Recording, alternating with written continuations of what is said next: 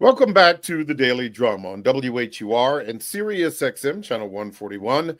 This is the Insight segment. I'm Harold Fisher.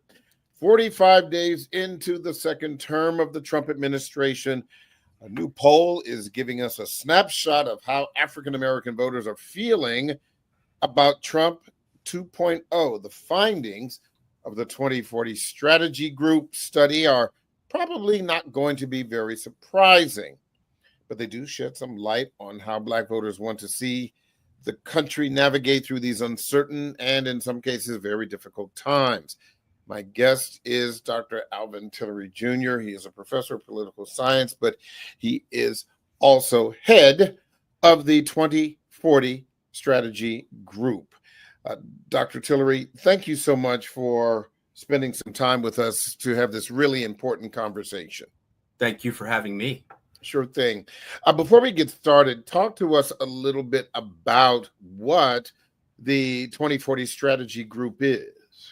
So the 2040 Strategy Group is a strategic communications and research and polling firm that works for corporations, governments, candidates, and causes that are progressive. So most of our clients tend to be Fortune 500 companies that are trying to maximize their DEI programs, or candidates running for office from the perspective of a progressive that wants to push the country in the direction of that ideology.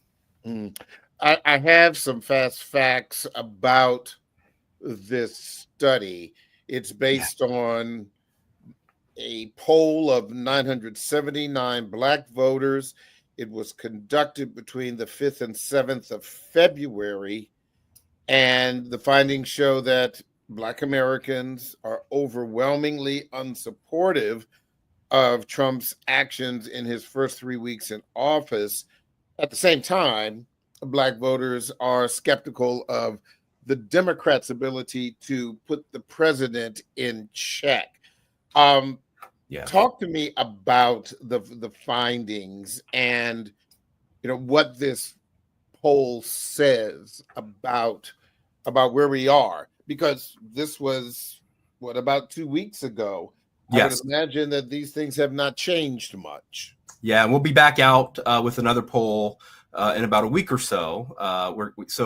A lot of this work is being conducted under the auspices of a super PAC that I founded called the Alliance for Black Equality. And as part of that work, we maintain a monthly tracking poll of Black public opinion.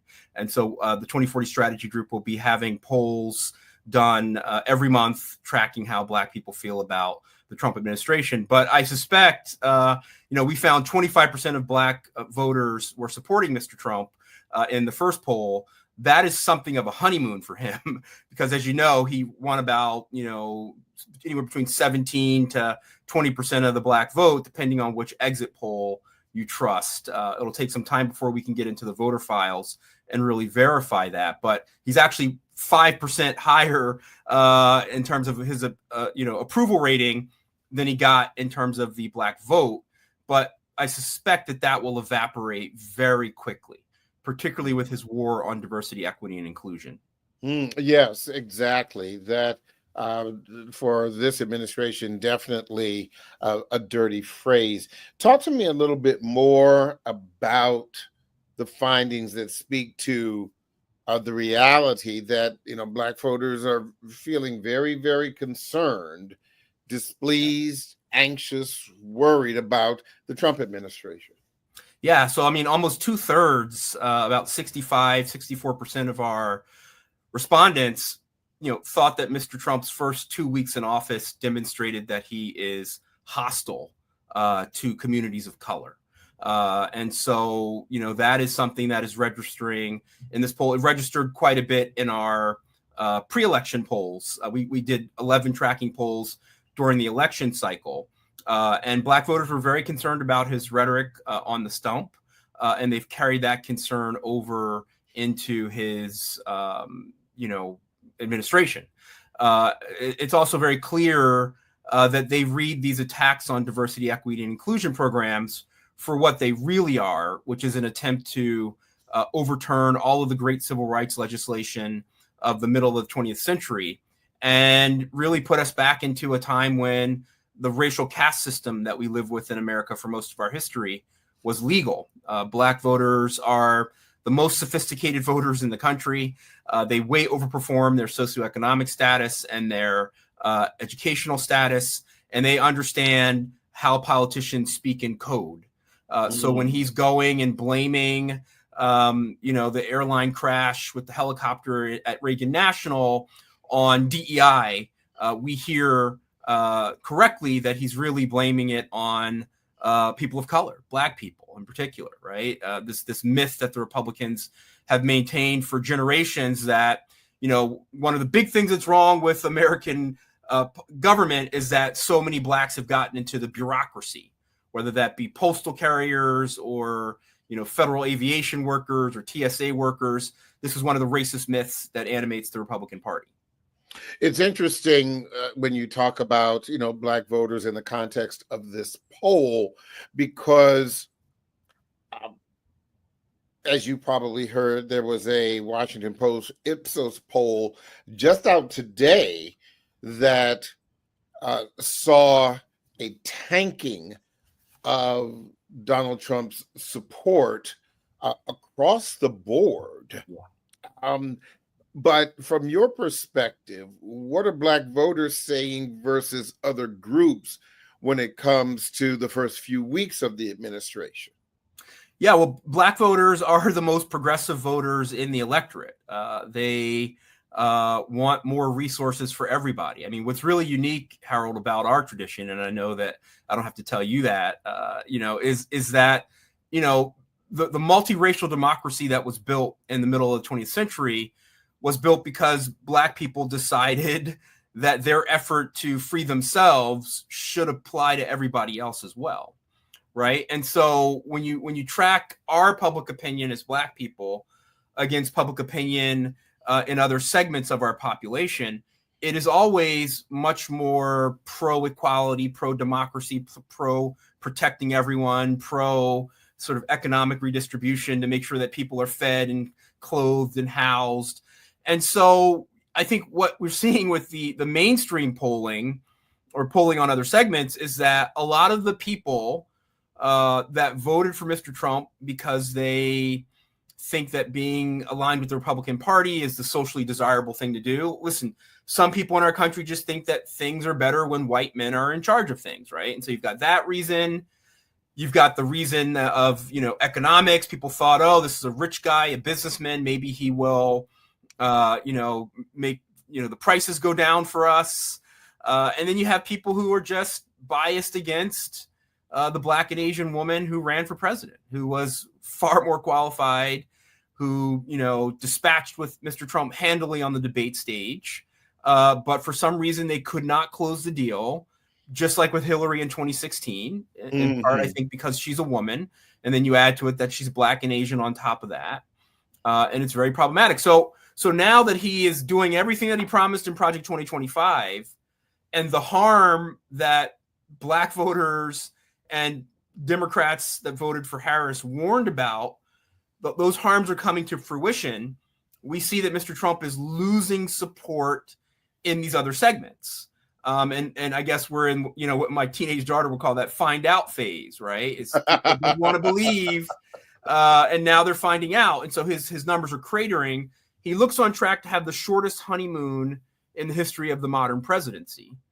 We normally think a honeymoon should last about 100 days in public opinion. He's already underwater at day 30. And it's really, I don't see any end in sight in terms of the numbers going in the wrong direction for him. We've often heard the phrase from progressive organizations that Black voters matter. Yes. Black votes matter. But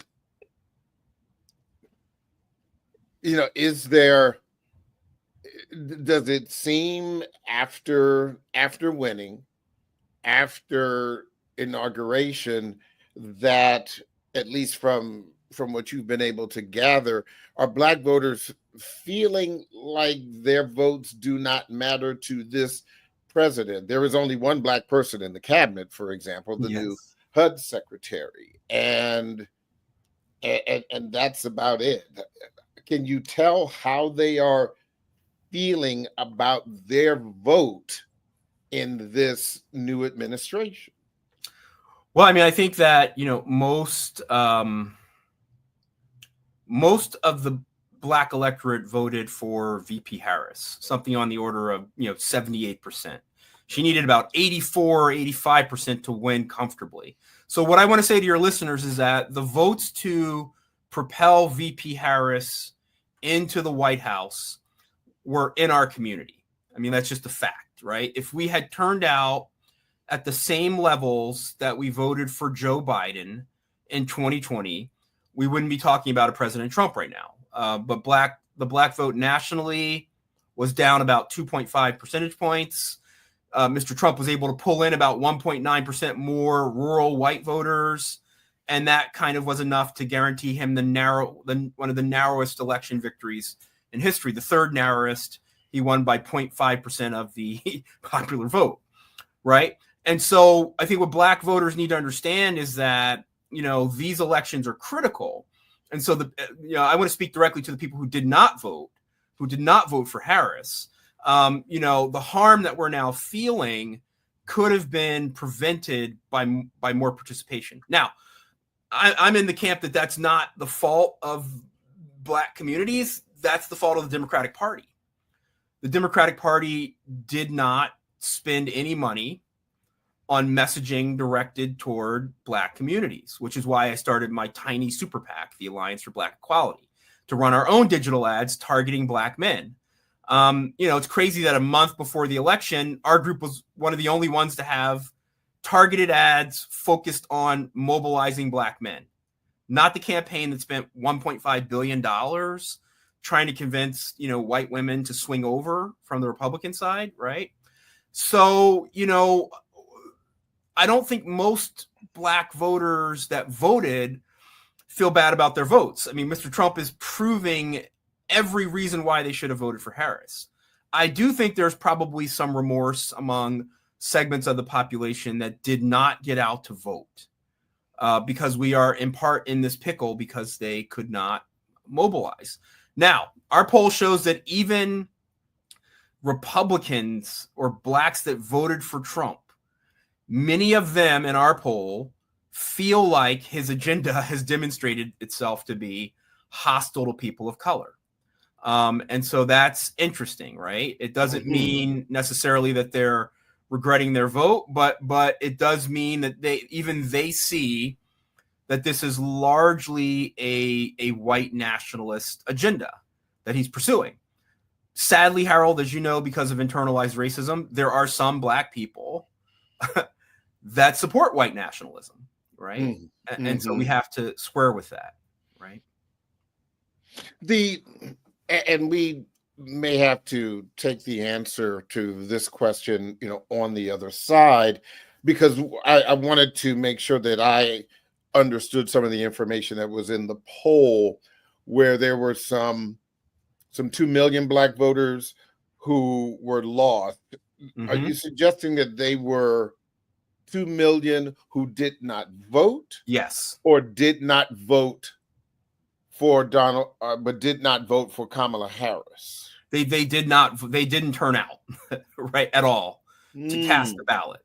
And so it is true that the share of Black voters that turned out in this election was substantially more pro-Trump, right? He doubled his share from maybe 6 to 12 or 15%.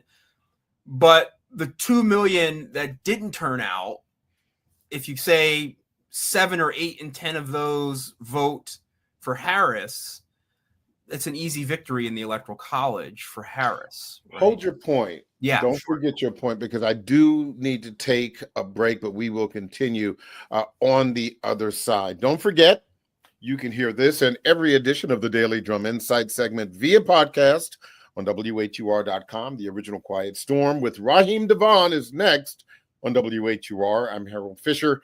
This conversation continues on Sirius XM, channel 141 and 96.3, HD2 in just a few seconds.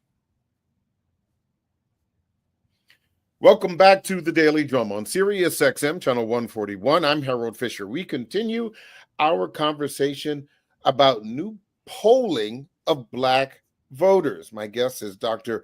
Alvin Tillery Jr. He is a professor of political science, and he is also head of the 2040 Strategy Group. Before the break, Dr. Tillery, we were talking about those 2 million Black voters who decided that they just weren't going to vote at all in this in the last election. Any idea why? Does the poll address that at all?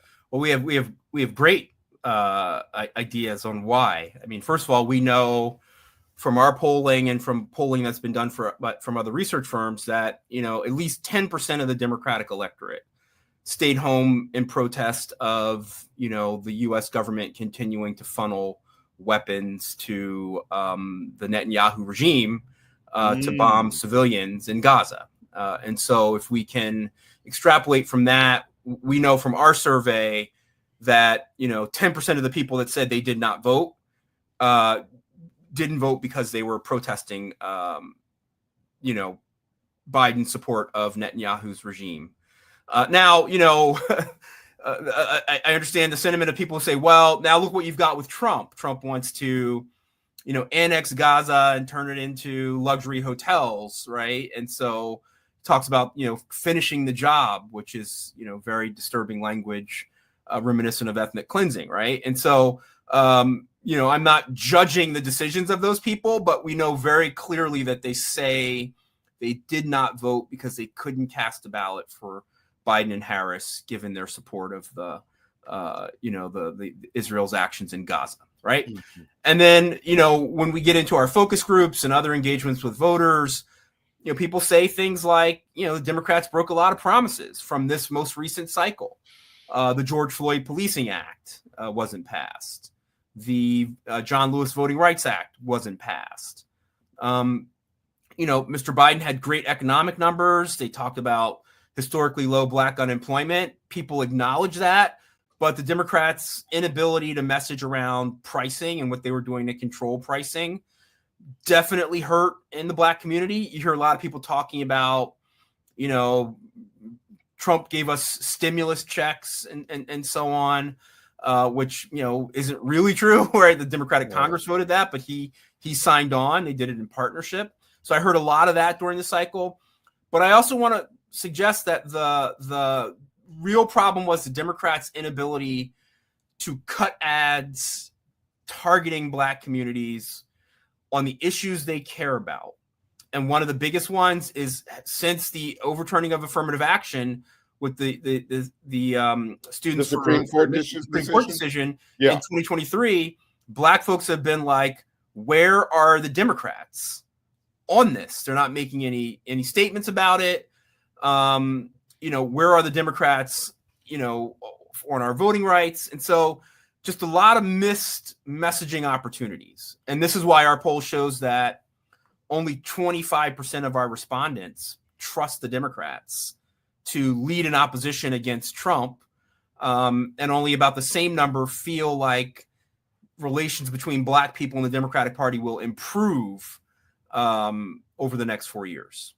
So we often on this program have conversations about the so-called low information voters. This is not about calling them ignorant or disparaging them.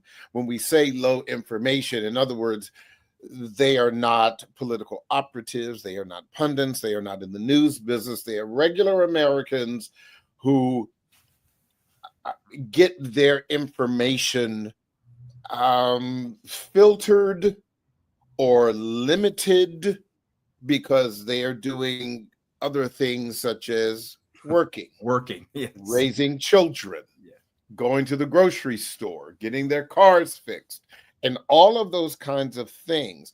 I don't know whether or not the poll specifically addresses this, but as it relates to what you're suggesting about the failure of the Democrats to have effective messaging, am I overstating to say that messaging is also part of the education of those who would normally follow the Democrats, support the Democrats?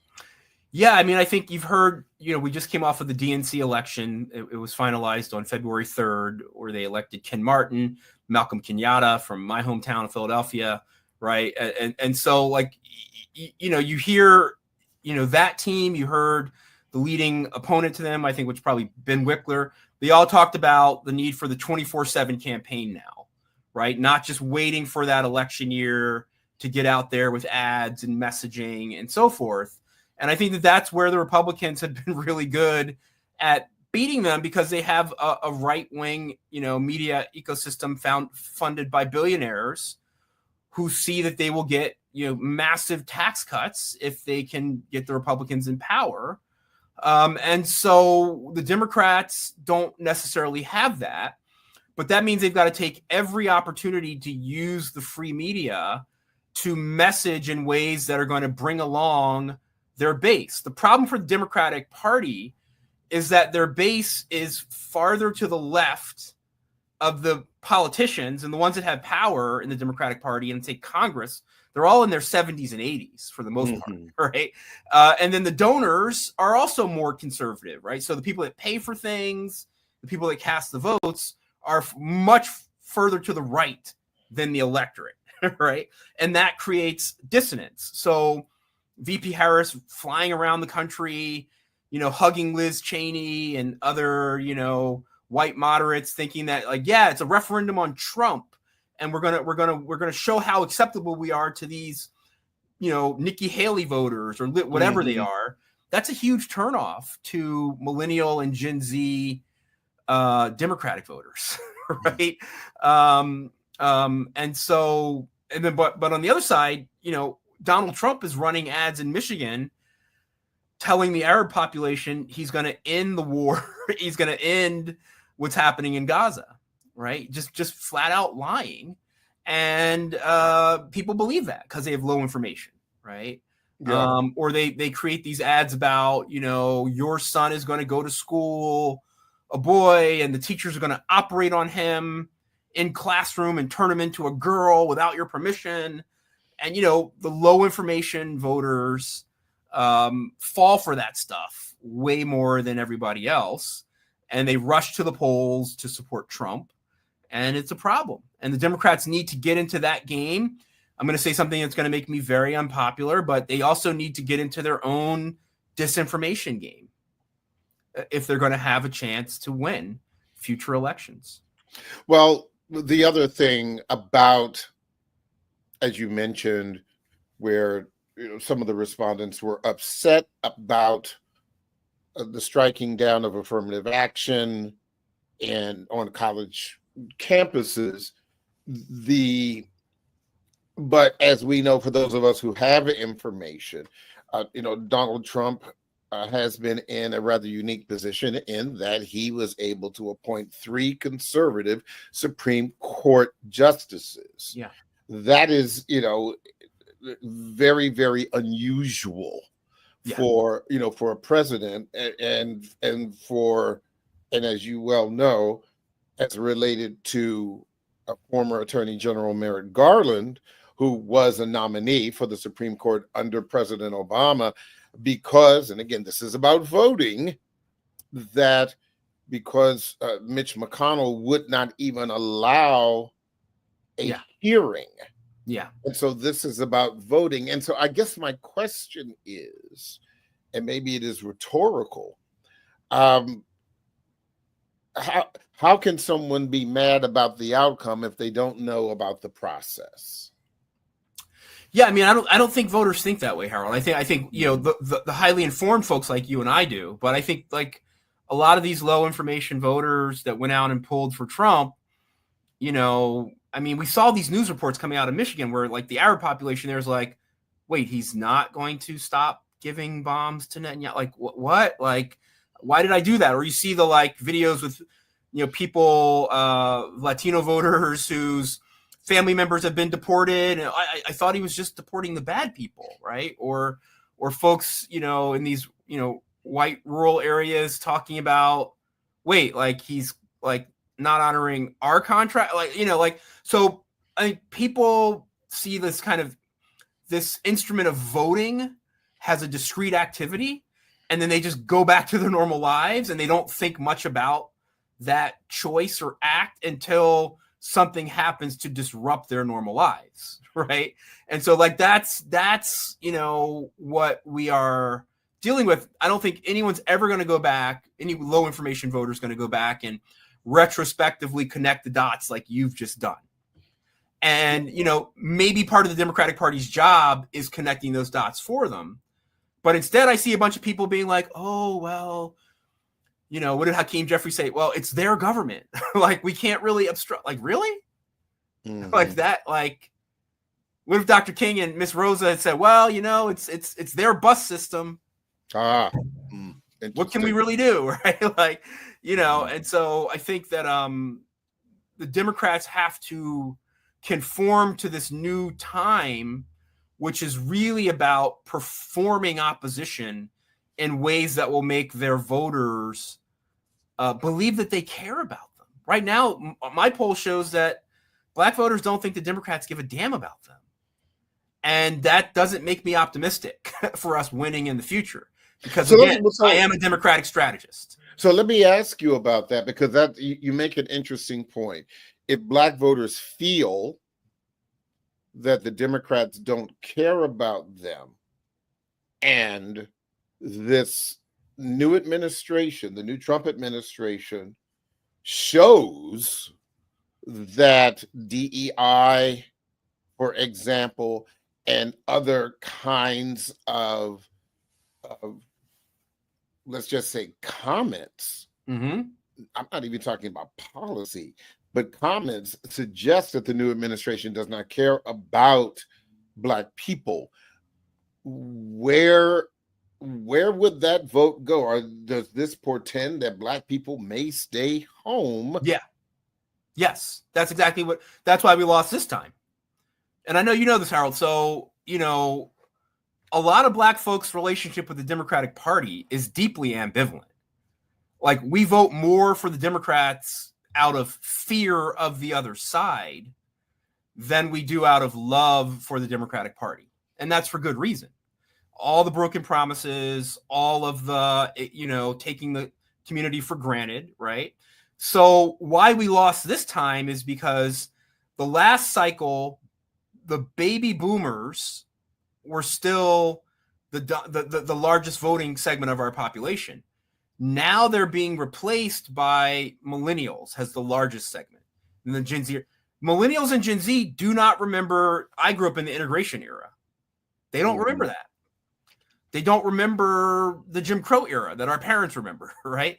So it's not like they're just picking a side and, oh my God, I've got to vote because these other people want to harm me. These young Black folks are like, what you got for me, baby? What are you showing me? Show me the money. What have you done for me? And the Democrats lost this time because they couldn't answer that question. You're a young, and you pointed to this, Harold, you're a young 25, 26-year-old Black man or woman. Maybe you work at Target. Maybe you drive Uber or Lyft on the side. You're going to go stand in Atlanta for 5 hours against voter suppression because you think they're going to pass George Floyd Police Reform Act. And then 2 months into Biden's administration, they just give up on it because, the Republicans going to filibuster. Okay, well, point that out, right? So the young Black folks are not here for that.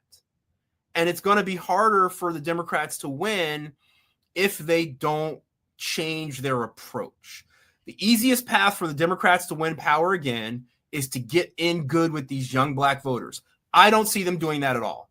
Instead, I see people like Rahm Emanuel and James Carville and whatever other random white strategist you can find talking about, Kamala ran too woke. She ran too woke. That's why she lost. I'm like, really? 4 years ago, you all thought that Biden and Harris were the saviors of the party against Bernie's wokeism. This is what I said to one of these guys a couple weeks ago. I said, so what did Kamala do to distance herself from Biden to make her woke where Biden wasn't woke? I said, y'all just talking about her race and her gender. And if you do that, you're going to keep losing, right? And so that's where we are with the Democratic Party. I will say to your point, since you brought up Bernie Sanders, that my 20-something daughter, when we were having a conversation about this, Yeah. uh, and you have a teenager, so buckle up when she gets ready to vote. But I do remember when we were talking about this, and she told me that she when Sanders was running for the Democratic nomination, that she was going to support Bernie Sanders. I was surprised. I wasn't necessarily shocked, but you don't know what somebody's thinking until they tell you what they're thinking. Right. And so I was in trying to pick her brain. And Bernie Sanders is a much, much older person. Yeah. But his politics Yep. were obviously speaking to younger people. Yep. That's it, Harold. That's it. And it's like, the Democrats that control the money and the elected officials, their modal age is probably 67, 68. They were all teenagers when Black folks got freedom and were able to start voting in this society. So I'm going to say that a lot of them are not super comfortable with the Democratic coalition being about 45 to 70% of white voters, 90% of Black voters, 65 to 70% of Asian voters, 55% of Latino voters. That's the winning formula for the Democrats. A lot of those donors and politicians are not comfortable with that. They are like that kid in your high school class. Everyone knew the guy that was just obsessed with dating the cheerleader, so he couldn't see the 100 other women that liked him, or the woman that was obsessed with dating the quarterback, so they couldn't see the 100 other dudes that liked them in high school. That's what white voters are for Democrats. Like, white Democrats are obsessed with winning the majority of white voters. That's all they care about. But they're not going to change that stance unless we make them change that stance. One could argue that Kamala Harris was attempting to be everything for everyone, where Donald Trump only spoke to one segment of the population. Mm-hmm. Do you think that's accurate? No. I think she ran a centrist campaign that white consultants told her to run, not talk about her gender or her race, not talk directly to communities of color. And I think that's why she lost. I think they just said abortion, abortion, abortion, abortion, Liz Cheney, Liz Cheney, Liz Cheney. And they thought it was going to be a referendum on Trump and that she was going to win. Now, I'm not shading VP Harris. She was the best candidate that I've seen in like the last, 5 cycles. I mean, she crushed it. That debate performance, whew, I mean, the joy that she brought to the campaign, let's just be real. Like, Joe Biden would have lost by my numbers by a much wider margin. Because here's what, so Kamala finished with 78% of the Black vote.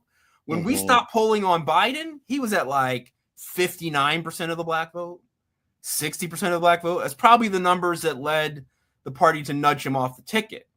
So VP Harris saved us. It gave us a chance. The strategy was wrong.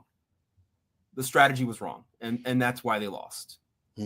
Other than the big DEI issue in the polling, what else were the people that you surveyed concerned about? Their safety in this democracy. What do you mean by that? So, when Donald Trump started talking about, the China virus and the Kung flu, right? All of our Asian brothers and sisters in places like California and New York, they were getting attacked on the streets, right? When he talked about immigrants, the disturbed young man went down and shot up the Walmart in El Paso. And then we talked about Black folks. The other disturbed young man went to Buffalo and shot up the grocery store in the Black neighborhood. So people are concerned that Donald Trump's racist rhetoric makes them less safe. 53% of our respondents say that Trump's policy agenda and his rhetoric make them feel less safe. And I think the evidence suggests that they have every reason to believe that that's the case. Mm-hmm. For those Black voters who did vote for Trump, did you get the impression that there was buyer's remorse? No. The only thing that we can measure there is a majority of them did say that they think his agenda is anti black. Mm-hmm. But some of those people voted for him because his agenda is anti-black. So we are going to do like a subsequent focus group with Black Trump voters. I don't like to give the Black Trump voters a lot of oxygen, frankly, because I know that if we do what we need to do in terms of messaging, they can never win our segment, right? And that's what we have to get back to as Democrats. I'm disappointed because there's no evidence that the Democrats learned anything from this loss, and there's no evidence that they are going to speak directly to Black communities. And the easiest path back to power is to bring back that 2.5% that stayed home. Easiest path back. Do you spoke about Black Trump voters? Do you believe that the Black Trump voters are like the white Obama voters who voted for Obama twice and then voted for Trump and then may have voted for Biden or Harris or even Trump twice? I do think that there's some of that. I think that, but that's that low information segment that you're talking about, Harold. And there's a lot of swinging back and forth. Who's going to disrupt the system? So Barack disrupted the system with this hope and change, and and so people were like, okay, I get that. I also think that gender matters. I do think, and this might make Governor Wes Moore happy, right? I do think that a lot of white voters, particularly white women, are more comfortable voting for a man of color than they are for any type of woman. And so I think Obama benefited from that. But let's just be clear. Barack Obama maxed out at 42% of the white vote in 2008. As nice and polite as he was and talking about I'm the president of everybody, not just the president of the Black people. His white vote share went down in 2012. 37% of white voters voted for him in 2012. So what the Democrats have to understand is there's a ceiling for them with white voters of about 45%. But that doesn't matter because white folks are only about 52% of the population now. If we can mobilize everybody else and keep that 45%, we can win every election going forward. But Democratic strategists of a certain age and the electeds are obsessed with the social desirability of winning the white vote. And that's why we lose. You mentioned Maryland Governor Wes Moore. Why did you mention him? He's tailor-made to be president. He's got, the charisma. He is new to politics. He's an outsider, as Barack Obama was. He's got a compelling personal story. Served in the military, beautiful family. He's got a lot of positives. Mm-hmm. The dilemma is, I'm just going to be honest with you. I'm a Black man, grew up in integration era. I'm a lynching survivor. I'm team Black people all the way. I don't know if it's the smartest move for us to run a diverse candidate in 28. I just don't know. Why do you say that? If the Democrats don't change their message and they continue to leave communities of color and white college-educated young people out with their center-right policy proposals, and whoever succeeds Trump, or if they change the Constitution to allow Trump to run again, right? Whoever succeeds him, if they hypermobilize those white rural populations against a diverse candidate again, we could repeat the cycle all over again. Now, that doesn't mean that Wes Moore shouldn't go for it. Doesn't mean that I wouldn't support him or love Governor Moore. Love to work for you. It doesn't mean any of that, right? Yeah. But what I will say is that it may be risky to do it again after this cycle. as I said in the beginning, a lot of the results of this poll probably would not surprise Black voters or anyone listening to this conversation. Yeah. But was there anything that surprised you in the results? I thought that I thought that the Democrats would have more support. Because we have in our polling this belief that, Black people are regular Democrats. I thought they would have more support. And they just don't. I mean, like 3 out of 4 are not feeling the Democrats right now. And that scares me to death. Scares me to death. Because the Democratic Party is not viable if young Black people abandon them.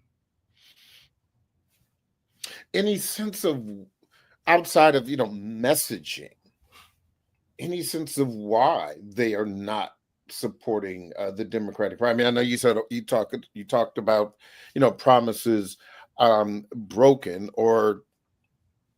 but it just seems that, and maybe they didn't have the right messenger in a President Joe Biden. But is there anything specifically that you could definitely point to where they just kind of threw their hands up and said, no, we're just not impressed with the Democrats?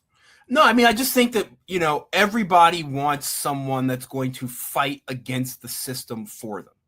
And that's what you're talking about. Why people, this Barack Obama guy, like, yeah, he's Black, but so is my favorite, so is Lamar Jackson or Saquon Barkley, or, if he's going to take on the system, then, this was like the Joe Lunchbucket white guys. I heard a lot of them talking like that in 2008, those union cats, right? And so, like, there's that, right? And then with Trump, he comes in too, and he seems anti-system. And the Democrats seem like they are the system. Like Joe Biden, playing for history, and, like, the American people are over that. And we've got to figure out how to message in a way that meets them where they are. Well, Dr. Alvin Tillery Jr., thank you so much for sharing the results of this poll and going even further with your insight. I really appreciate it. And we will be talking again, because I'm very interested in hearing what's next with the poll or polls as we move further into Trump 2.0. Thank you so much, sir. I appreciate your time. Thank you, Harold. And I also want to urge your listeners, if they want to check out our work at allianceforblack-equality.org, we're going to be starting a state-level legislative campaign to try to pass some protective laws. Love to have folks sign up and join our efforts.